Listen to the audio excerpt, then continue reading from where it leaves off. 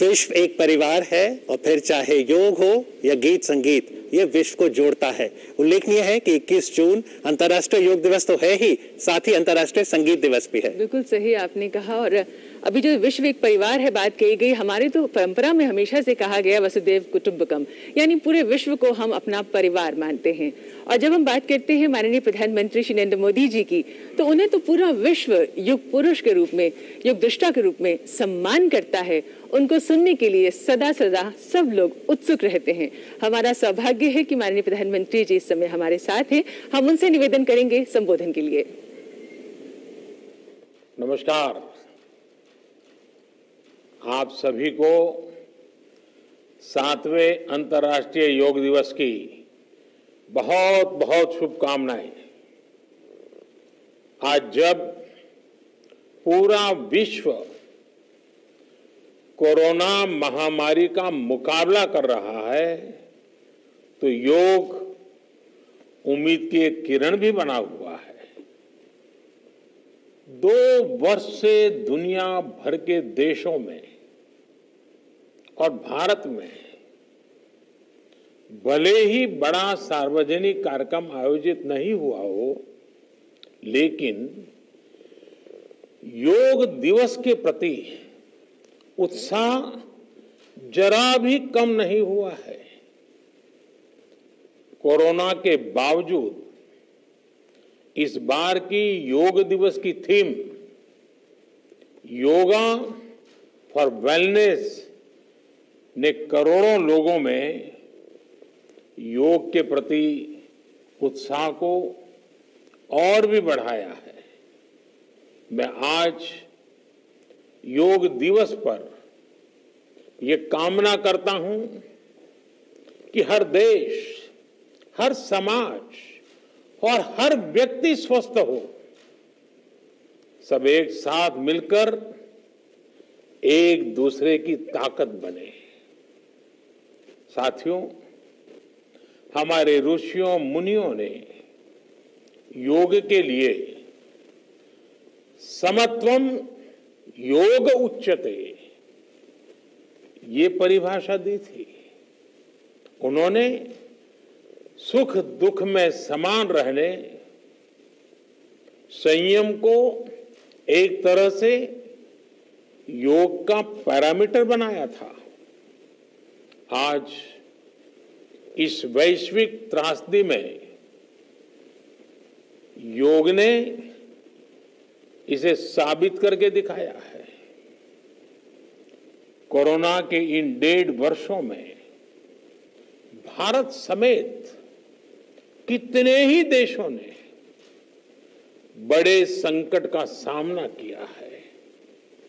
साथियों, दुनिया के अधिकांश देशों के लिए योग दिवस को उनका सदियों पुराना सांस्कृतिक पर्व नहीं है। इस मुश्किल समय में, इतनी परेशानी में लोग इसे आसानी से भूल सकते थे, इसकी उपेक्षा कर सकते थे, लेकिन इसके विपरीत लोगों में योग का उत्साह और बढ़ा है, योग से प्रेम बढ़ा है। पिछले 1.5 सालों में दुनिया के कोने कोने में लाखों नए योग साधक बने हैं। योग का जो पहला पर्याय संयम और अनुशासन को कहा गया है, सब उसे अपने जीवन में उतारने का प्रयास भी कर रहे हैं। साथियों, जब कोरोना के अदृश्य वायरस से, और इस अदृश्य वायरस ने दुनिया में जब दस्तक दी थी, तब कोई भी देश साधनों से, सामर्थ्य से और मानसिक अवस्था से इसके लिए तैयार नहीं था। हम सभी ने देखा है कि ऐसे कठिन समय में योग आत्मबल का एक बड़ा माध्यम बना। योग ने लोगों में ये भरोसा बढ़ाया कि हम इस बीमारी से लड़ सकते हैं। मैं जब फ्रंटलाइन वॉरियर्स से, डॉक्टर से बात करता हूं तो मुझे बताते हैं कि कोरोना के खिलाफ लड़ाई में उन्होंने योग को भी अपना सुरक्षा कवच बनाया। डॉक्टरों ने योग से खुद को भी मजबूत किया और अपने मरीजों को जल्दी स्वस्थ करने में इसका उपयोग भी किया। और आज अस्पतालों से ऐसी कितनी तस्वीरें आती हैं जहां डॉक्टर्स, नर्सेस मरीजों को योग सिखा रहे हैं, तो कहीं मरीज अपना अनुभव साझा कर रहे हैं। प्राणायाम, अनुलोम विलोम जैसी ब्रीथिंग एक्सरसाइज हमारे रेस्पिरेटरी सिस्टम को कितनी ताकत मिलती है, ये भी दुनिया के विशेषज्ञ खुद बता रहे हैं। साथियों, महान तमिल संत श्री तिरुवल्लुवर जी ने कहा, नोई नाडी नोई मुद्दल नाडी हदु तनिकुम वायनाड़ी वाय पच्चयल। अर्थात अगर कोई बीमारी है तो उसे डायग्नोज करो, उसकी जड़ तक जाओ, बीमारी की वजह क्या है ये पता करो, फिर उसका इलाज सुनिश्चित करो। योग यही रास्ता दिखाता है। आज मेडिकल साइंस भी उपचार के साथ साथ हीलिंग पर भी उतना ही बल देता है और योग हीलिंग प्रोसेस में उपकारक है। मुझे संतोष है कि आज योग के इस पहलू पर दुनिया भर में के विशेषज्ञ अनेक प्रकार के साइंटिफिक रिसर्च भी कर रहे हैं, उस पर काम कर रहे हैं। साथियों, कोरोना काल में योग से हमारे शरीर को होने वाले फायदों पर, हमारी इम्यूनिटी पर पड़ने वाले सकारात्मक प्रभावों पर कई स्टडीज हो रही है। आजकल हम देखते हैं कई स्कूलों में ऑनलाइन क्लासेस की शुरुआत में 10-15 मिनट बच्चों को योग प्राणायाम कराया जा रहा है। ये कोरोना से मुकाबले के लिए भी बच्चों की शारीरिक रूप में तैयारी कर रहा है। साथियों, भारत के ऋषियों ने हमें सिखाया है, व्यायामात लभते स्वास्थ्यम, दीर्घ आयुषम बलम सुखम, आरोग्यम परमम भाग्यम, स्वास्थ्यम सर्वार्थ साधनम। अर्थात योग व्यायाम से हमें अच्छा स्वास्थ्य मिलता है, सामर्थ्य मिलता है और लंबा सुखी जीवन मिलता है। हमारे लिए स्वास्थ्य ही सबसे बड़ा भाग्य है और अच्छा स्वास्थ्य ही सभी सफलताओं का माध्यम है। भारत के ऋषियों ने, भारत ने जब भी स्वास्थ्य की बात की है तो इसका मतलब केवल शारीरिक स्वास्थ्य नहीं रहा है। इसलिए योग में फिजिकल हेल्थ के साथ साथ मेंटल हेल्थ पर इतना जोर दिया गया है। जब हम प्राणायाम करते हैं, ध्यान करते हैं, दूसरी यौगिक क्रियाएं करते हैं, तो हम अपनी अंतर चेतना को अनुभव करते हैं। योग से हमें ये अनुभव होता है कि हमारी विचार शक्ति, हमारा आंतरिक सामर्थ्य इतना ज्यादा है कि दुनिया की कोई परेशानी, कोई भी नेगेटिविटी हमें तोड़ नहीं सकती।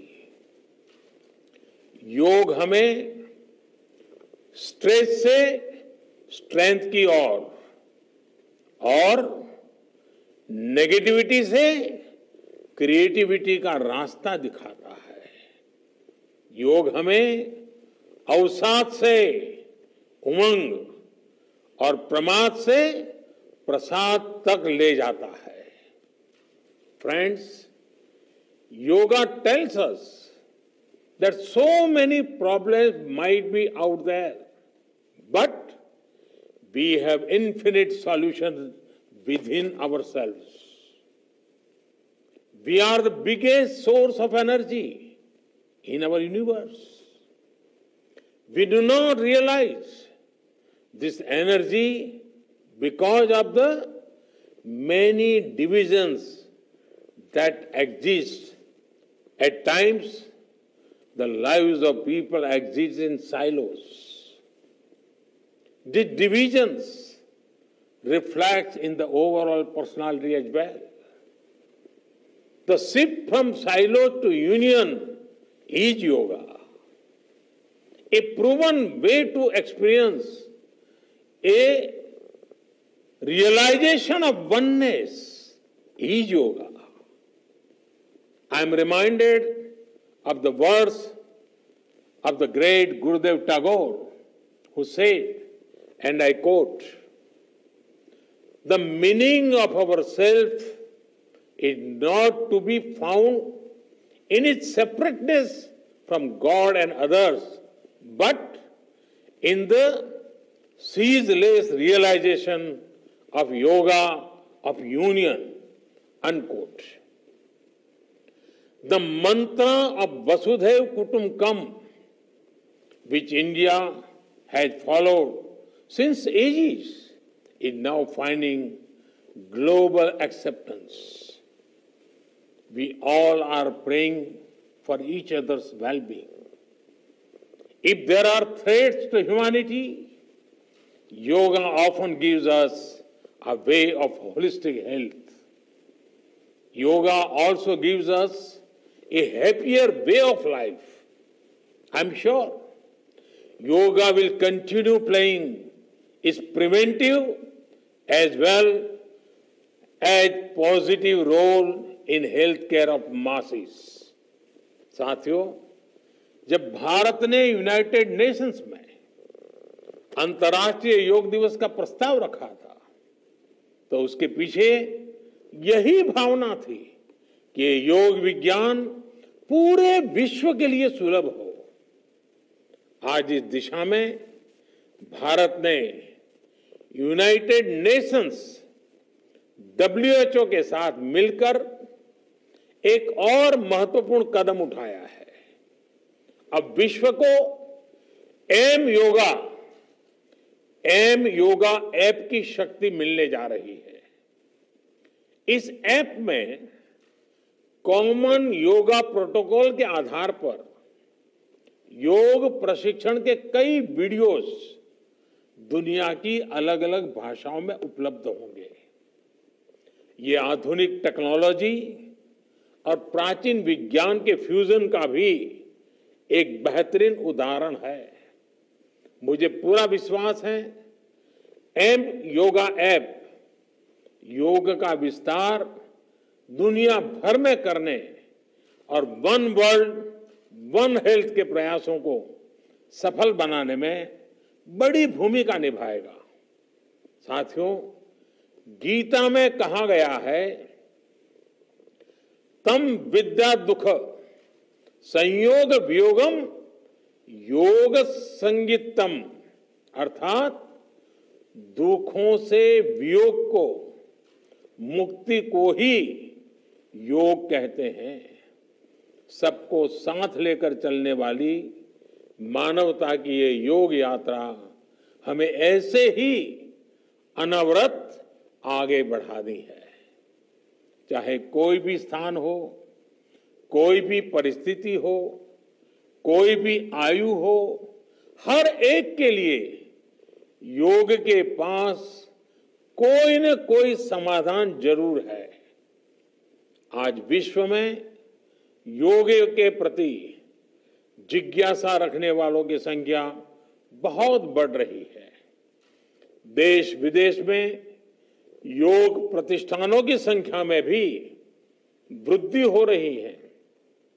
ऐसे में योग का जो मूलभूत तत्व ज्ञान है, मूलभूत सिद्धांत है, उसको कायम रखते हुए योग जन जन तक पहुंचे, अविरत पहुंचे, निरंतर पहुंचे, ये कार्य आवश्यक है। और ये कार्य योग से जुड़े लोगों को, योग के आचार्यों को, योग के प्रचारकों को साथ मिलकर करना चाहिए। हमें खुद भी योग का संकल्प लेना है और अपनों को भी इस संकल्प से जोड़ना है। योग से सहयोग तक का ये मंत्र हमें एक नए भविष्य का मार्ग दिखाएगा, मानवता को सशक्त करेगा। इन्हीं शुभकामनाओं के साथ आज अंतर्राष्ट्रीय योग दिवस पर पूरी मानव जात को, आप सभी को बहुत बहुत शुभकामनाएं, बहुत बहुत धन्यवाद।